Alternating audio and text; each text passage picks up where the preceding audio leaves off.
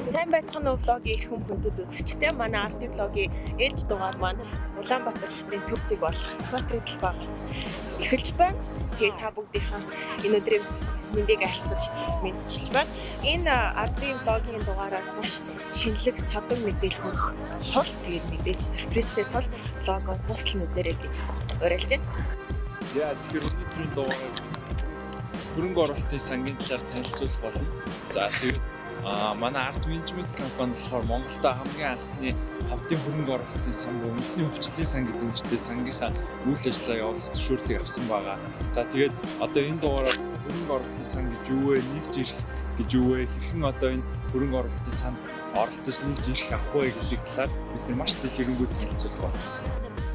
За тэгээд манайх бас хөрөнгө оруулалтын сангийн талаар сошиал медиа болон сайтууд дээр агай их мэдлэгийг боловсролыг түгээж байгаа.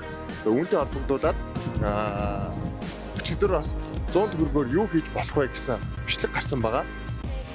Тэгээд тэрний бас чичиг өрж оролцсон байгаа энэ блог дээр. Тэрхүү бичлэгийг үзсэн бах. Намайг Хасаазар гэдэг. Тэ өнөөдрийнхөө влогийг эхлүүлсэн.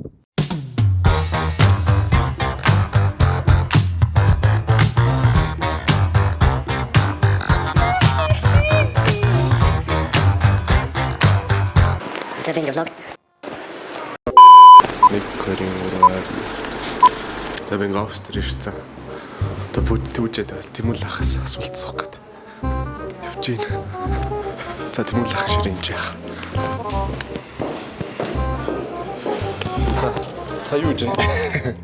За аюу. Яг юу ажиллаа? Үндэсний хөгжлийн сангийнхаа заавар хөгжлийг хийжлээ, эдэлжилээ. За ойлголаа. За та 100 төгрөгөөр юу хэлж Барьж байгаа? байгаа арилгах. Яг одоо авч чадах вэ гэж юу? За хамгийн түрүүнд бохилоор санаанд орж ирж байна. Гэхдээ би бас нэг өөрийнх нь нэг вэс бичлэгч үзсэн л дээ. Бас нэг юу хэлчих үү? Ирээдүйд бас 100 төгрөгөөр юу худалдаж авч чадах вэ гэдэг бүгдээр үнцийн нарс дээр байгаа.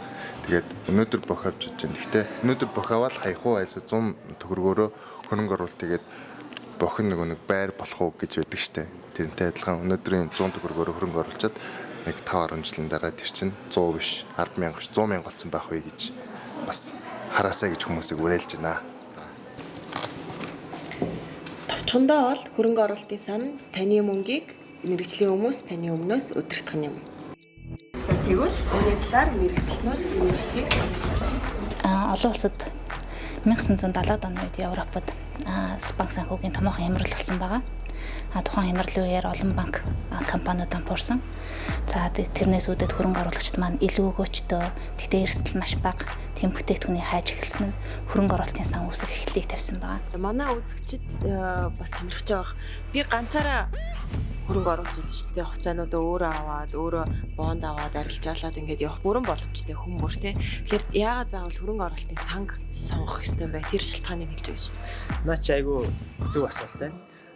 90 дүрм гэж яддаг. Энэ болохоор ямар дүрм бэ гэхээр одоо хөрөнгө оруулагчдын шинэ хөрөнгө оруулагчдын 90% нь 90 хоногийн дотор багцынхаа 90%-ийг алддаг гэсэн тийм харамсалтай тийм дүрм байдаг. Тэгэхээр шинэ хөрөнгө оруулагч нар бол ихэвчлэн одоо сэтгэлийн хөдөлгөөнөөр гэх юм уу хөрөнгө оруулалт хийдэг. Одоо ганц удаа найзаасаа сонссон компанийнхаа хувьцааг гүйчиж авчдаг.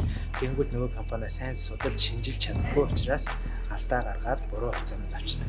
Тэгэхээр энэ алдааг бид нэр яаж засах уу, яаж туслах уу гэхээр хөрөнгө оруулагчдын өмнөөс мэргэжлийн хөрөнгө оруулагч нар хувьцаа одоо бонд бусад хөрөнгийн зах зээлийн хэрэгслүүдийг судлаад хамгийн сайн гэсэн компаниудын хөрөнгө оруулалтын хэрэгслүүдийг авах гэсэн. Ард санхүүгийн нийтлийн 100% хөрөнгө оруулалттай охин компани Арт менежмент нь 2016 онд санхүүгийн төсөл хорооноос хөрөнгө оруулалтын сан үүсгэн байгуулах удирдах тусгай зөвшөөрлийг авснаар үндэсний хөгжлийн сангийн үүсгэн байгуулах ажлыг бол эхлүүлсэн. За юунд хөрөнгө оруулалт хийх юм бэ гэхээр гадаадын болон дотоодын бирж дээр арилжаалагддаг хувьцаа, бонд, хөрөнгийн сангуудад бол хөрөнгө оруулалт хийх юм байна. Нэг жирх нь бол Монголын хөрөнгийн биржээр чөлөөтэй арилжаалагдана. Нэг жирхийн үнэ нь бол 100 төгрөг байна. Тэгээ яг хувьцаа шиг ер нь бол бирж дээр чөлөөтэй арилжаалагдана гэсэн үг. Тэгэхээр хүн бодвол тэр ханшийн зөрөөнөөс богино хугацаанд бол ашиг хийх боломжтой. Урт хугацаанд 9 жилийн дараа бол сан маань өөрөө татан буугдах байгаа. Тэр үед бол сан маань татан буугдаад сан дээр байгаа бүх хөрөнгийг нэг жирх эзэмшигчтэй тарааж ашиг өгнө гэсэн.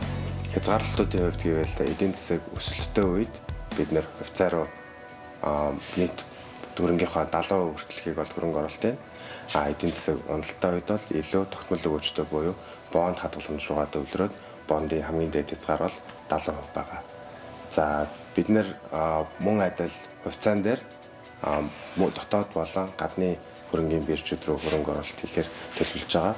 Тухайн хүн одоо хөрөнгийн зах зээлийн талаар эсвэл одоо тухайн хөрөнгийн өгөөжийн талаар илүү одоо нарийн судалж мэрэгжлийн байх шаардлагагүй хөрөнгө оруулалтын сангараа дамжуулаад хөрөнгө оруулалт хийдэг.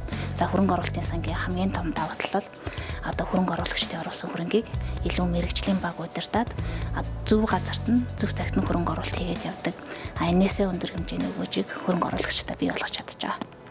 Ээлжид влогийн дугаар маань үүгээр өндөрлж байна. Влогтой хамт байсан та бүхэндээ маш их баярлалаа. Хэрэгтэй мэдээллүүд авсан гэдэгт найдаж байна.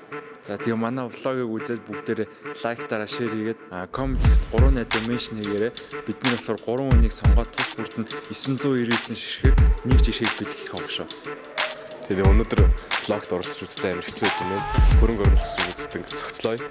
Тэгээд дараагийн влогоор уулзъя.